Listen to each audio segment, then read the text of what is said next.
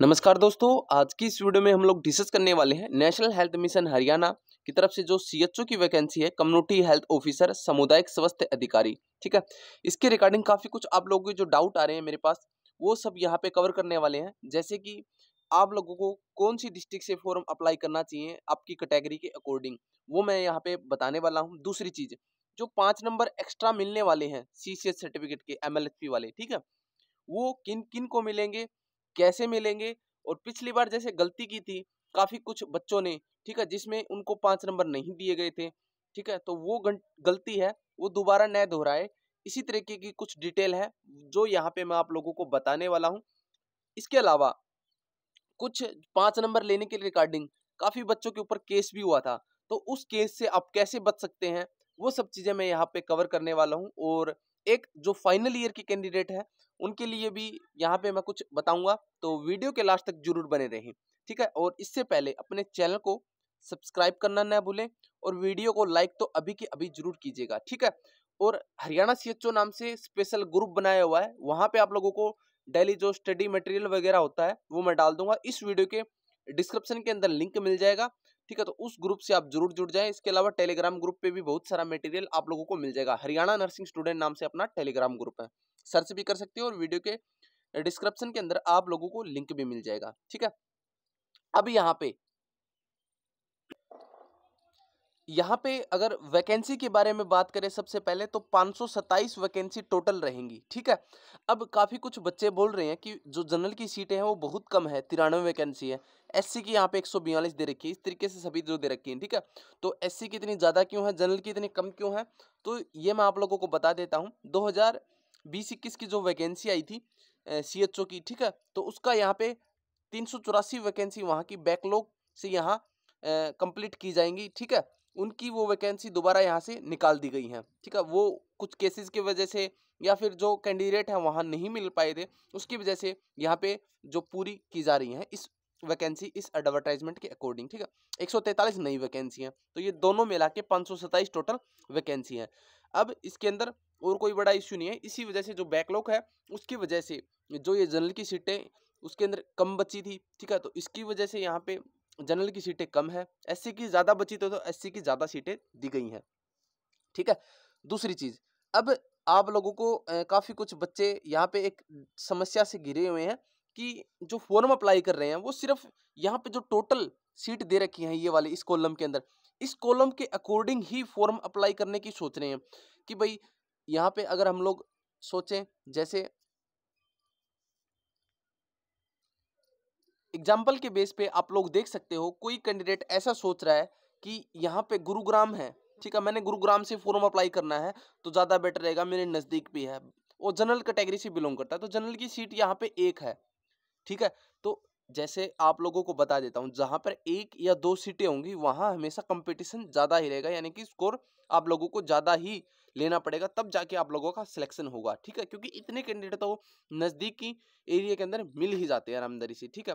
एक चीज़ तो अपनी जो कैटेगरी है उसी के अकॉर्डिंग आप लोगों को देख के फॉर्म अप्लाई करना है, यानी कि आपको जो ये टोटल जैसे टोटल दे रखा है यहाँ पे डिस्ट्रिक्ट का, ठीक है, तो इसके अकॉर्डिंग देख के फॉर्म अप्लाई नहीं करना है।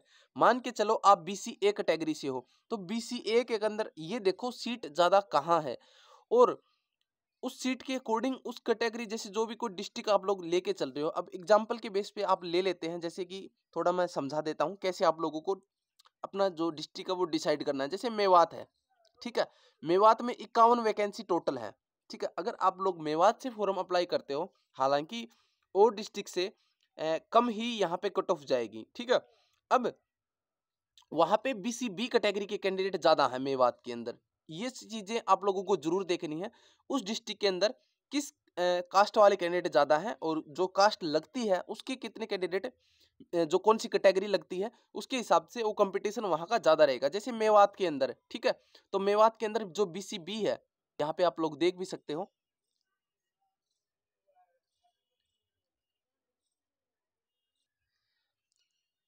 एग्जाम्पल यहाँ पे हमने मेवात के लिया है, तो मेवात के अंदर BC-B कैटेगरी के कैंडिडेट हैं वो ज़्यादा मिलेंगे, ठीक है। यानी कि BC-B के अगर हम लोग देखें तो यहाँ पे टोटल 4 वैकेंसी BC-B की हैं।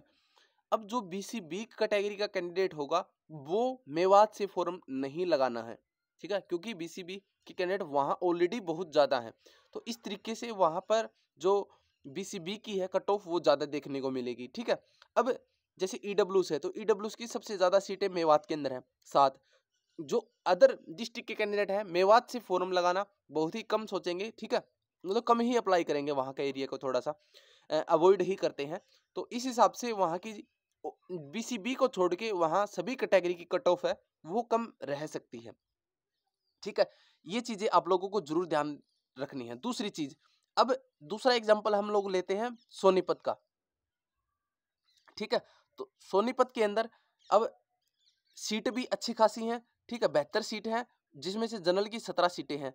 और यहाँ पे अगर हम लोग देखें तो लगभग जो जनरल और EWS के कैंडिडेट है वो ज़्यादा यहाँ पे देखने को मिलने वाले हैं आप लोगों को। यहाँ पे जनरल और EWS की कट ऑफ है वो ज़्यादा रहने वाली है, ठीक है, और कैटेगरी की थोड़ी कम रह सकती है। तो इस हिसाब से अपनी जो यहाँ पे डिस्ट्रिक्ट है वो आप लोगों को डिसाइड करनी है। अब थोड़ा सा मैं आप लोगों को एग्जाम्पल के बेस पे कुछ डिस्ट्रिक्ट के नाम बता देता हूँ जहाँ कट ऑफ कम रह सकती है या कुछ कट ऑफ ज़्यादा रह सकती है, उन डिस्ट्रिक्ट के नाम बता देता हूँ, ठीक है। अब यहाँ पे आप लोग देख सकते हो जैसे जो भिवानी है, ठीक है, हालांकि पिछली बार बहुत सीटें थी और सबसे ज्यादा कट ऑफ भिवानी रोहतक हिसार की रही थी, ठीक है। तो इसके अंदर आप लोग भिवानी की सीट भी कम है और 3 सीटें हैं, तो इसके हिसाब से कंपटीशन तो बहुत ज्यादा होगा, ठीक है। यहाँ से आप लोगों को फॉर्म अप्लाई नहीं करना है। दूसरा हिसार है, हिसार के अंदर जनरल की सिर्फ 3 ही सीटें हैं, तो इस हिसाब से आपको जनरल कैटेगरी है वो तो बिल्कुल अवॉइड करने की सोचें हिसार डिस्ट्रिक्ट को, ठीक है। दूसरी चीज, यहाँ पे करनाल जो कैटेगरी है, करनाल है, करनाल के अंदर जनरल कैटेगरी की 0 सीटें हैं, तो करनाल से कोई जनरल कैटेगरी से फॉर्म गलती से भी अप्लाई नहीं करना है। ये चीजें आप लोगों को जरूर ध्यान है। 0, 1 और 2 सीटें जहां भी हैं वो आप लोगों को फॉर्म अप्लाई नहीं करना है, ठीक है। तो करनाल की कट ऑफ ज्यादा रहने वाली है। दूसरा, नारनौल की कट ऑफ है वो भी यहाँ पे आप लोगों को ज्यादा देखने को मिलेगी, ठीक है। तो नारनौल से फॉर्म आप लोगों को कम ही अप्लाई करना। पंचकुला की ज्यादा देखने को मिलेगी, ठीक है। इसके बाद जो यहाँ पे सिरसा है, सिरसा की भी कुछ हद तक ज्यादा देखने को मिल सकती है। रेवाड़ी की ज्यादा देखने को मिलने वाली है आप लोगों को कट ऑफ, ठीक है। उसके बाद यमुनानगर की कम रहेगी, सोनीपत की एवरेज ही रहेगी, ना ज्यादा ना कम, ठीक है। और आप लोगों को बता देता हूं जो पलवल है, सोनीपत, यमुनानगर, ये वो है जहां पे एवरेज या कम कट ऑफ रहने वाली है। पलवल की कम रहेगी, ठीक है, कट ऑफ ज्यादा नहीं जाने वाली है।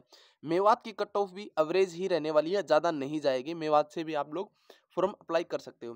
कुरुक्षेत्र की भी एवरेज ही रहेगी या कम रहेगी, ठीक है, कुरुक्षेत्र की ज्यादा नहीं रहने वाली। जींद की भी कम रह सकती है, जींद की भी ज्यादा यहाँ पे कट ऑफ नहीं देखने को मिलेगी, ठीक है। झज्जर की थोड़ी हाई देखने को मिलेगी कट ऑफ, ठीक है। तो झज्जर से आप लोग अवॉइड कर सकते हो फॉर्म लगाना, झज्जर की ज्यादा मिलेगी, जींद की कम मिलेगी, ठीक है। उसके बाद गुरुग्राम की भी आप लोग ज्यादा मान सकते हो। फतेहाबाद की सीट कम है इसलिए कट ऑफ ज्यादा देखने को मिलेगी, तो अवॉइड कर सकते हो। और फरीदाबाद की कोई एवरेज ही मान लो, ना ज्यादा ना कम, ठीक है। भिवानी की ज्यादा और अंबाला की भी जो कट ऑफ है वो एवरेज आप लोग मान सकते हो, ना ज्यादा ना कम। इस तरीके से मैंने आप लोगों को बता दिया है। बाकी यही कहूंगा, अपनी कैटेगरी है, ठीक है, उसके अकॉर्डिंग आप लोगों को फॉर्म लगाना है। कैटेगरी के अंदर क्या चीजें देखनी है, एक तो 1 सीट ना हो, दूसरी 2 सीट या 0, ठीक है, ये 3 अवॉइड कर लेना, 1, 2 और 0। इससे अगर ज्यादा सीटें हैं तो आप लोग फॉर्म अप्लाई कर सकते हो, ठीक है। और दूसरी चीज,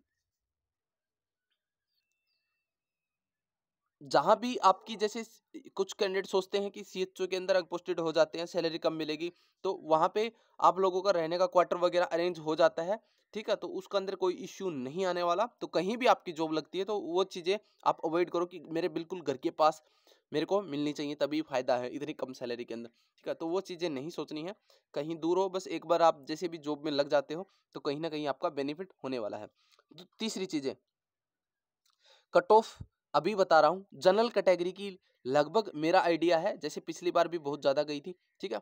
तो लगभग लगभग 70 नंबर के आसपास जनरल की कट ऑफ रहने वाली है फाइनल की, ठीक है। कैटेगरी की अगर हम लोग बात करें SC को छोड़ के 60 नंबर पे रहने वाली है एससी को छोड़ के। जैसे बीसीए की 60 के आसपास रहेगी और बीसीबी की रहेगी और ईडब्ल्यूएस की 60 के आसपास रहने वाली है, ठीक है। हाँ, हो सकता है 2-3 नंबर ज़्यादा ऊपर हो सकती है, क्योंकि यहाँ पे इतना सब कुछ डिटेल के साथ मैं नहीं बता सकता, क्योंकि अलग-अलग डिस्ट्रिक्ट की अलग-अलग कट ऑफ रहेगी, ठीक है। जहाँ से आप अप्लाई करो वहीं से। दूसरी चीज़, ज़रूरी नहीं है कि मान के चलो आप भिवानी से हो, तो आपको सिर्फ भिवानी से ही फॉर्म अप्लाई करना है। आप किसी दूसरी डिस्ट्रिक्ट से भी फॉर्म अप्लाई कर सकते हो और नंबर के अंदर कोई भी नुकसान या बेनिफिट नहीं होने वाला। कुछ कैंडिडेट सोचते हैं, जैसे जो एनएचएम स्टाफ नर्स एएनएम की वैकेंसी होती है, जो जिस डिस्ट्रिक्ट का होता है उसी के डिस्ट्रिक्ट के ज़्यादा नंबर मिलते हैं, 20 नंबर एक्स्ट्रा, ठीक है। तो वो इस वैकेंसी के अंदर नहीं मिलने वाले हैं, चाहिए आप कहीं से फॉर्म अप्लाई लगा सकते हो, ठीक है। रिजर्वेशन जो है वो हरियाणा के कैंडिडेटों को ही मिलने वाला है, अदर जो स्टेट के कैंडिडेट है उनको यहाँ पे रिजर्वेशन का फायदा नहीं मिलेगा। दूसरी चीज, जो सर्टिफिकेट है आप लोगों का वो लेटेस्ट होना चाहिए, चाहे वो ईडब्ल्यूएस का हो, बीसीबी का हो, यानी कि 2022-23 का, ठीक है। तो ये लेटेस्ट सर्टिफिकेट आपके पास होना चाहिए। तो वो सब चीज़ें आप लोग जरूर ध्यान दें। कोई भी अगर गलत डॉक्यूमेंट आप लगाते हो तो आपके ऊपर केस हो जाएगा इस वैकेंसी के अंदर, ठीक है। वहाँ केस करके ही वापस आने देते हैं डॉक्यूमेंट वेरिफिकेशन के टाइम पे। तीसरी चीज़, जो फाइनल ईयर के कैंडिडेट हैं, ठीक है, अब इसके अंदर भी कुछ ऐसे हैं जिनका रिजल्ट आ चुका है, ठीक है। तो उनको क्या करना है, जिनका रिजल्ट आ चुका है वो प्रोविजनल सर्टिफिकेट यूनिवर्सिटी से निकलवा के ले आए और वो इस फॉर्म के अंदर लगा दे। तो कहीं ना कहीं चांसेस बन सकते हैं, ये मैं नहीं बोल रहा कि 100% आपको कंसीडर कर लेंगे, चांसेस बन सकते हैं कि आपको कंसीडर कर लें, ठीक है। लास्ट डेट से पहले आप प्रोविजनल सर्टिफिकेट ले आते हो और अपलोड कर देते हो तो कहीं ना कहीं चांसेस बन सकते हैं, ठीक है। तो ये मैंने आप लोगों को बता दिया। अब कुछ कैंडिडेट ऐसे हैं जो फाइनल ईयर में है और अब एग्जाम चल रहा है और रिजल्ट भी नहीं आया, तो वो एलिजिबल नहीं है, ठीक है। हालांकि वो फॉर्म अप्लाई कर सकते हो। देखो, ऑनलाइन कोई भी फॉर्म होता है, वो चीज़ बेशक 10वीं कर रखी हो तो भी फॉर्म अप्लाई कर सकता है, जीएनएम कर रखी तो भी कर सकता है, बट एलिजिबल नहीं होता। एलिजिबल का कहने का मतलब जब इनकी डॉक्यूमेंट वेरिफिकेशन होगी तो उस डॉक्यूमेंट वेरिफिकेशन के अंदर आप लोगों को बाहर कर दिया जाएगा, क्योंकि आप लोगों के पास लास्ट डेट से पहले के डॉक्यूमेंट नहीं है, ठीक है। जो भी आपकी क्वालिफिकेशन है वो लास्ट डेट से पहले की होनी चाहिए, तो ही आप इस वैकेंसी के लिए एलिजिबल हो। यानी कि आपका रिजल्ट भी लास्ट डेट से पहले का आया हुआ होना चाहिए और आपके जो डॉक्यूमेंट है वो भी लास्ट डेट से पहले के होने चाहिए, तभी आप एलिजिबल हैं। हालांकि पेपर दे सकते हो, पेपर देने का एक्सपीरियंस आप ले सकते हो, उसका कोई इश्यू नहीं है। बट अगर आप पेपर दे देते हो और डॉक्यूमेंट वेरिफिकेशन के अंदर आपका नाम आ भी जाता है तो आपको डॉक्यूमेंट वेरिफिकेशन नहीं करवाना अगर आपके लास्ट डेट से पहले कोई भी क्वालिफिकेशन कंप्लीट नहीं हुई है। इस वैकेंसी के अंदर चांसेस बन सकते हैं कि आपके ऊपर केस हो जाए, ठीक है, गलत डॉक्यूमेंट लगाने का। हालांकि पिछली वैकेंसी के अंदर हुआ भी था, वो सीसीएच के रिगार्डिंग काफी कैंडिडेट फंसे थे उस चीज के अंदर, ठीक है। वो भी आप लोगों को थोड़ा डिटेल के साथ और बता देता हूँ, ठीक है। अब यहाँ पे जो क्वालिफिकेशन है 5 नंबर जो आपको चाहिए थे, उसके रिगार्डिंग मैं थोड़ा सा डिटेल के साथ आप लोगों को बताना चाहूंगा ताकि आप कोई गलती ना करें और 5 नंबर से वंचित न रह जाएं, ठीक है। पिछली बार काफ़ी रह गए थे, हालांकि मेरी वीडियो उन्होंने अच्छी से देखी नहीं थी, बाद में उन लोगों को काफ़ी पछतावा हुआ था, तो अभी काफ़ी वेट कर रहे हैं इस वीडियो का। तो देखो, अब जब आप क्वालिफिकेशन है डाल रहे हो तो ये सब चीज़ें आपके सामने देखने को मिलेगी, ठीक है। अब इसके अंदर आप लोगों को कैसे अप्लाई करना है, थोड़ा मैं एक चीज आप लोगों को बता देता हूँ। जीएनएम इस वैकेंसी के लिए एलिजिबल नहीं है, या तो आपके पास बीएससी नर्सिंग हो या पोस्ट बेसिक बीएससी नर्सिंग वो एलिजिबल है, या बीएमएस वाले भी एलिजिबल हैं, ठीक है।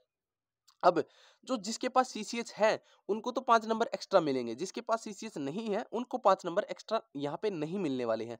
अब सीसीएच को कंसीडर कैसे करना है और कौन सा आपको कॉलम सही भरना है ताकि आपके ऊपर कोई केस ना हो जाए, ठीक है। देखो, अब जो बीएमएस है, ये जिसका बीएमएस ने अब यहाँ पे इनका सीसीएचएन का जो कोर्स है ये नहीं होता है तो ये अलग से कर सकते हैं, बट अभी तक कोई भी बैच क्लियर नहीं हुआ है, तो अभी तक ऐसा कोई कैंडिडेट नहीं होगा बीएमएस जो इसके पास सीसीएचएन हो, ठीक है। फिर भी थोड़ा मैं बता देता हूँ, कहीं सीएचओ अगर लग चुका है बीएमएस वाला कैंडिडेट तो वो उनको 6 महीने का कोर्स है वो करवा दिया जाता है, ठीक है। तो वो करवाने के बाद अगर ऐसा कोई कैंडिडेट है जो किसी अदर स्टेट के अंदर लगा हो, ठीक है, तो वो यहाँ पे कंसिडर कर सकता है इस कॉलम को, ठीक है। बीएमएस कैंडिडेट है और उसने सीसीएचएन जो ये बीपीसीसीएचएन है या सीसीएच है या एमएलएचपी है, ये कोर्स जो कर लिया है तो आप लोग इस पे क्लिक कर सकते हो, ठीक है। अगर नहीं कर रखा है तो आपको इस कॉलम पे करना है, ठीक है। अब ये कर लोगे तो आपको 5 नंबर नहीं मिलने वाले हैं, ठीक है। ये मैंने BMS के लिए बता दिया है। अब बात आती है BSc नर्सिंग वाले कैंडिडेट की। BSc नर्सिंग कैंडिडेट के लिए 3 कॉलम दे रखे हैं, ठीक है। एक तो सिंपल BSc नर्सिंग। अब सिंपल BSc नर्सिंग कौन सा है, ये यहाँ पे है, ठीक है। ये कौन कंसीडर करेगा, जिसको 2020 से पहले का पास आउट है वो इसको करेगा। दूसरी चीज, उसको कहीं वो CHO पोस्टेड न हो, यानी कि जैसे जो CHO की वैकेंसी होती है उसके अंदर पहले क्या होता था कि 6 महीने का कोर्स करवाते थे ये लोग, ठीक है। अगर वो कोर्स कहीं CHO भी पोस्टेड नहीं हो, यानी कि ये कोर्स नहीं कर रखा, अलग से भी कोर्स नहीं कर रखा CCH वाला, ठीक है, तो वो ये वाला कॉलम है वो कंसिडर करेगा। इसमें आपको 5 नंबर जो एक्स्ट्रा मिलने हैं वो नहीं मिलेंगे, ठीक है, ये कॉलम करने पे। इसका मतलब क्या हुआ, आपने BSc कर रखी है, 2020 से पहले की कर रखी है और CCH का कोर्स नहीं कर रखा, तो आप लोगों को ये कॉलम अप्लाई करना है, ठीक है। तो इस तरीके से आप इस चीज़ में आपको 5 नंबर नहीं मिलेंगे, बट अपना जो फॉर्म है वो सही तरीके से भर पाएंगे। दूसरी चीज़, अब जिन्होंने मान के चलो 2020 के पहले का तो पास आउट है, बट उसने जो कोर्स है वो कर लिया है, तो उसको ये वाला कॉलम ऐड करना है, यानी कि BSc नर्सिंग विद BPCCHN। इसका मतलब क्या हुआ, BSc नर्सिंग 2020 से पहले की पास आउट है और कहीं CHO लग गया था, तो लगने के बाद वहां कोर्स करवा दिया गया है, तो आपको ये कॉलम अप्लाई करना है। दूसरी चीज, कहीं CHO नहीं लगा है, 2020 से पहले का पास आउट है, ठीक है, बट जो 6 महीने का कोर्स करवाया जा रहा है आजकल, जैसे बाबा फरीद यूनिवर्सिटी करवा रही है, तो वो उसने कर लिया है कोर्स, तो भी ये कॉलम अप्लाई करना है, ठीक है। ये मैंने आप लोगों को बता दिया। अब तीसरी चीज आती है BSc नर्सिंग के ऊपर ही, ठीक है। वो क्या है, 2020 से बाद का पास आउट वाला कैंडिडेट है, उसको ये कॉलम अप्लाई करना है, इंटीग्रेटेड, ठीक है। ये वर्ड जरूर ध्यान रखना। इसका मतलब क्या हुआ है कि जो आपका CCHN का जो कोर्स है, MLHP का जो कोर्स है या BPCCHN का जो कोर्स है, वो आपके कोर्स के अंदर इंक्लूड था, ठीक है। वो मतलब किन कैंडिडेटों के इंक्लूड था, जो 2020 के बाद के पास आउट है, तो उनको ये वाला कॉलम अप्लाई करना है। इस कंडीशन में भी आपको 5 नंबर मिल जाएंगे, ठीक है। और जो BSc ये वाला कंडीशन है, इसके अंदर भी आपको 5 नंबर एक्स्ट्रा मिलने वाले हैं, ठीक है। तो ये सब चीज़ें आप लोगों को ध्यान रखनी है। पोस्ट बेसिक BSc नर्सिंग, ठीक है। अब इसके अंदर भी 3 कंडीशन है। देखो, जो ये यहाँ पे मैंने दे रखा है सेम यही रहेगा। जो ये कॉलम किनको ऐड करना है, जो 2020 के बाद के पास आउट वाले कैंडिडेट हैं, इनको 5 नंबर एक्स्ट्रा भी मिल जाएंगे और इंटीग्रेटेड उनके कोर्स के अंदर इंक्लूड था, तो इंटीग्रेटेड वाला ये जो वर्ड है ये याद रखना, ये वाला कॉलम आप लोगों को अप्लाई करना है। अब जिन्होंने बाहर से कर रखा है पोस्ट बेसिक BSc नर्सिंग, ठीक है, या फिर कहीं CHO लग चुका है, तो उनको ये कॉलम अपलोड डालना है। 2020 से पहले के पास आउट है, तो उनको भी यही करना है। और जो CHO का कोर्स कर चुके हैं, CHO लग चुके हैं या फिर CCH का कोर्स कर चुके हैं, उनको ये वाला कॉलम अप्लाई करना है, तो आपको 5 नंबर मिल जाएंगे, ठीक है। 20 से पहले के पास आउट वाले जो CHO लग चुके हैं या फिर CCH का कोर्स कर चुके हैं, उनको ये करना है, ठीक है। अब लास्ट आता है, एक रहता है यहाँ पे ये वाला कॉलम, ये किन को करना है, जो 2020 से पहले के पास आउट है और कुछ नहीं कर रखा CCH का, न तो CHO लगे हुए कहीं, न ही CCH का कोर्स कर रखा, इनको 5 नंबर नहीं मिलने वाले, ठीक है। तो उनको ये अप्लाई करना है। ये सब चीज़ें मैंने आप लोगों को अच्छे से बता दी। अभी भी कोई डाउट मेरे ख्याल से नहीं रहना चाहिए। अगर फिर भी रहता है तो कमेंट बॉक्स के अंदर कमेंट कर सकते हो। दूसरी चीज़, यहाँ पे अगर फॉर्म की बात करें तो 1 जनवरी से फॉर्म स्टार्ट हो चुके हैं, 14 जनवरी लास्ट रहेगी और 5 बजे जरूर ध्यान रखना, 5 बजे के बाद फॉर्म अप्लाई नहीं होंगे। 29 जनवरी को एग्जाम होने वाला है, 29 और 30 को रात को रिजल्ट आ जाएगा। 6 से 14 डॉक्यूमेंट वेरिफिकेशन आप लोगों की होने वाली। इस तरीके से ये सब चीज़ें हैं, वो टाइम टू टाइम ग्रुप के थ्रू आप लोगों को मैं बताता रहूँगा, ठीक है। कोर्स इस चीज़ के बारे में मैंने क्वालिफिकेशन के बारे में आप लोगों को बता दिया है, और सिलेबस है वो एक चीज़ ये आप जरूर ध्यान रखना, इसके अंदर 25,000 रुपये आप लोगों को पे स्केल मिलने वाला है। इसके अलावा 15 से 20,000 इंसेंटिव आप लोगों को मिलेगा, ठीक है। और 5 साल के बाद अच्छी खासी आपकी जो ग्रेड पे वगैरह वो स्टार्ट हो जाते हैं इसके अंदर, ठीक है। और 5% एनुअली इंक्रीज होती रहती है। ये सब चीज़ें हैं, ये सब चीज़ें आपकी बाद में हैं। अगर आप कहीं प्राइवेट जॉब पे हो तो कहीं ना कहीं आपके लिए बेनिफिट है इस वैकेंसी का। अगर आप कहीं परमानेंट लगे हुए हैं उसका कोई फायदा नहीं है सीएचओ वैकेंसी का। हालांकि सीएचओ की वैकेंसी अच्छी होती है स्टाफ नर्स के मुकाबले, बट अगर कोई सैलरी से कंप्रोमाइज करे तो सीएचओ बेटर है। ठीक है, सैलरी थोड़ी ये मान सकते हो कि परमानेंट स्टाफ नर्स की रिगार्डिंग कम रहती है। ठीक है, और इसके बाद जो फीस है जनरल के लिए 200 रुपये रहेगी, कैटेगरी जितनी भी है उनके लिए 100 रुपये यहाँ पे रहने वाली है। हरियाणा के डोमिसाइल कैंडिडेट के लिए ही रहेगा, रिजर्व कैटेगरी जितनी भी है। ठीक है, और सिलेबस, ये मेन चीज़ें हैं। देखो इसके अंदर क्या है, जो 60% है वो आपका नर्सिंग का सिलेबस या बीएमएस का सिलेबस आने वाला है। हालांकि मैं आप लोगों को बता देता हूँ, हरियाणा सीएचओ का जितने भी एग्जाम हुए हैं आज तक वो बढ़िया लेवल के हुए हैं। ऐसा नहीं है कि जो अदर स्टेट के जो सीएचओ के एग्जाम होते हैं वो बिल्कुल जूसी क्वेश्चन वहाँ पे पूछे जाते हैं, बट हरियाणा सीएचओ के अंदर ऐसा नहीं है। बढ़िया अच्छे लेवल के क्वेश्चन यहाँ पे पूछे जाते हैं। ठीक है, कोई भी एकेडमी आज तक मेरे ख्याल से कोई 100% सॉल्यूशन नहीं करवा पाई है हरियाणा सीएचओ का एग्जाम। ठीक है, 100% एक्यूरेसी के साथ। तो इस चीज़ की गारंटी है कि ये कोर्स जो इसका एग्जाम आता है इसका कोर्स कहीं नहीं करवाया जाता। हाँ, ये है कि कुछ ना कुछ बेनिफिट आप लोगों को मिल सकता है। अच्छे खासी लेवल की बुक आप लोगों को पढ़नी पड़ेंगी, वो भी मैं बता देता हूँ कैसे कैसे क्या कुछ करना है। देखो 60% यहाँ पे नर्सिंग के रिगार्डिंग आएगा, और ये भी आप लोग नर्सिंग के रिगार्डिंग ही मान सकते हैं जो ये सीसीएच के रिगार्डिंग आने वाला है इसके अंदर। ठीक है, तो 80% टोटल ये हो जाता है जो कि मेडिकल रिलेटेड हो गया आप लोगों का। ठीक है, जैसे 80% के अंदर नर्सिंग आप लोग पढ़ सकते हो। और दूसरी चीज़ जो यहाँ पे जीके है, ये 10 क्वेश्चन इसके आने वाले हैं, और रीजनिंग और मैथ के भी 10 क्वेश्चन आने वाले हैं। अभी बता देता हूँ ये दोनों इंग्लिश लैंग्वेज के अंदर ही आएंगे। ठीक है, कुछ सोच रहे हैं कि मैथ रीजनिंग और जीके है ये हिंदी में आएगी, हिंदी में नहीं आएगी, ये इंग्लिश लैंग्वेज के अंदर ही आएगी। बाकी टोटल जो पेपर है कंप्लीट वो इंग्लिश लैंग्वेज के अंदर ही आएगा। ठीक है, बोथ लैंग्वेज यहाँ पे यूज़ नहीं की जाएगी, हिंदी इंग्लिश मतलब।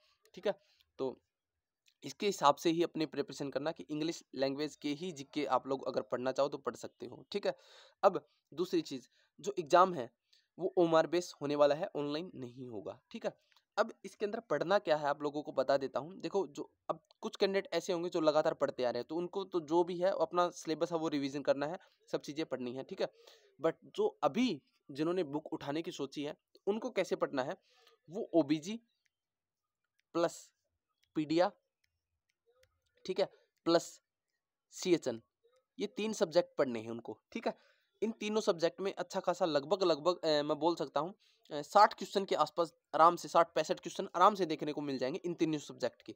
ठीक है, और जो हरियाणा के कैंडिडेट है लगभग यही टारगेट है आप लोगों का कि 60-65 नंबर आ जाते हैं तो कहीं ना कहीं आप लोगों का सिलेक्शन हो सकता है। अगर जनरल कैटेगरी से बिलोंग नहीं करते हो तो जनरल के लिए लगभग 70 का टारगेट होना चाहिए इस वैकेंसी के अंदर। कोई भी कहीं से भी अप्लाई करना हो तो भी 70 नंबर तो आप लोगों को चाहिए सिलेक्शन के लिए। ठीक है, मिनिमम। और जो रिजर्व कैटेगरी है 60-62 नंबर अगर आ जाते हैं तो कहीं ना कहीं चांसेस बन जाते हैं कि आपका सिलेक्शन हो जाएगा। ठीक है, तो ये मैंने आप लोगों को बता दिया, ये सब्जेक्ट आप लोगों को कवर करने हैं। अब इसके अंदर कुछ बुक होंगी, तो एक तो आपकी जो सीएचओ की बुक स्पेशल चली हुई है किसी भी राइटर के ले लो, मेरे ख्याल से मेरे को तो बेटर लगती है जो मिशन सीएचओ नाम से है। ठीक है, वो बुक अच्छी है। बाकी ऐसा नहीं है कि उस बुक से सारा पेपर आ जाएगा, हरियाणा सीएचओ का नहीं है। जो अदर स्टेट के सीएचओ है उनका आ जाता है, बट हरियाणा सीएचओ का उससे भी नहीं आएगा। कुछ क्वेश्चन देखने को मिल जाएंगे, बट जो आपका बेस है वो कहीं ना कहीं क्लियर हो जाएगा जिसमें ये क्वेश्चन है। ठीक है, वो आप लोग कर सकते हो। ठीक है, अब डायरेक्टली एक चीज़ बता देता हूँ। पहली चीज़, ये जो मैंने आप लोगों को 3 सब्जेक्ट बताए थे, ओबीजी प्लस पीडिया प्लस सीएचएन। ठीक है, ये 3 सब्जेक्ट आप किसी भी बुक से पढ़ सकते हो। अगर आपके पास पीआर यादव है तो उससे पढ़ो, क्योंकि मैं ये कहूँगा कि नई बुक है वो अवॉइड करो, नई बुक परचेज नहीं करनी है। इतना टाइम आपके पास नहीं है, 20 से 25 दिन आपके पास है, यानी कि 20 ही दिन मान के चलो आप। ठीक है, 20 दिन आपके पास है, तो आपके पास कोई भी बुक है उस बुक का ओबीजी सब्जेक्ट पढ़ो, पीडिया पढ़ो और सीएचएन पढ़ो। ये 3 सब्जेक्ट आपको 2 बार रिवीजन जरूर करने हैं, चाहे आपके पास पीआर यादव हो, चाहे आपके पास प्रीति अग्रवाल की बुक हो। ठीक है, अगर थ्योरी है तो थ्योरी भी आप लोग इन तीनों सब्जेक्ट की जरूर पढ़ो, और एमसीक्यू तो 100% निकालने ही निकालने हैं आपके। ठीक है, अब अगर आपके पास थोड़ा टाइम बचता है तो आपके पास जैसे जो बीएससी नर्सिंग आपने की है या पोस्ट बेसिक बीएससी नर्सिंग की है आपने, तो आपके पास एक सीएचएन की बुक होगी।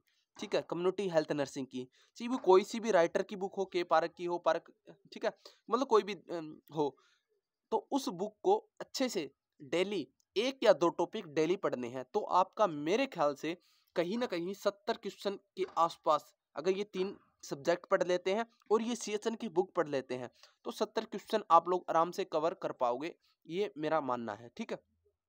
तो यही कहूँगा, जो आपकी बीएससी नर्सिंग वाली बुक है सीएचएन की, वो ज़रूर पढ़ें और ये 3 सब्जेक्ट एमसीक्यू ज़रूर निकालें, ठीक है? कहीं न कहीं आपका आप लोगों का बेनिफिट होगा। बाकी कोई भी स्टडी मटेरियल है, जैसे एक मैंने पीडीएफ डाली थी, ठीक है? वो दिखा भी देता हूँ आप लोगों को। यहाँ पे आप देख सकते हो, ये अपना जो हरियाणा सीएचओ का ग्रुप है, यहाँ पे मैं डालता रहता हूँ। ये हरियाणा सीएचओ का पेपर है, दोनों पेपर हैं। मेरे पास 2 पेपर थे, दोनों पेपर मैंने यहाँ पे डाल रखे हैं, ठीक है? उसके बाद ये जो एमसीक्यू कंबाइंड है, क्वेश्चन बैंक है, ठीक है? इसके अंदर अच्छे खासे क्वेश्चन है और कहीं न कहीं आपको जो ये कम्युनिटी का सब्जेक्ट है, ये अच्छा खासा कवर हो जाएगा और लगभग 304 पेज की है। तो ये पीडीएफ अगर आप लोग निकलवाना चाहो, कर सकते हो। थोड़ा बेनिफिट ज़रूर मिलेगा इसके अंदर, काफ़ी क्वेश्चन आपको डायरेक्ट भी देखने को मिल सकते हैं, ठीक है?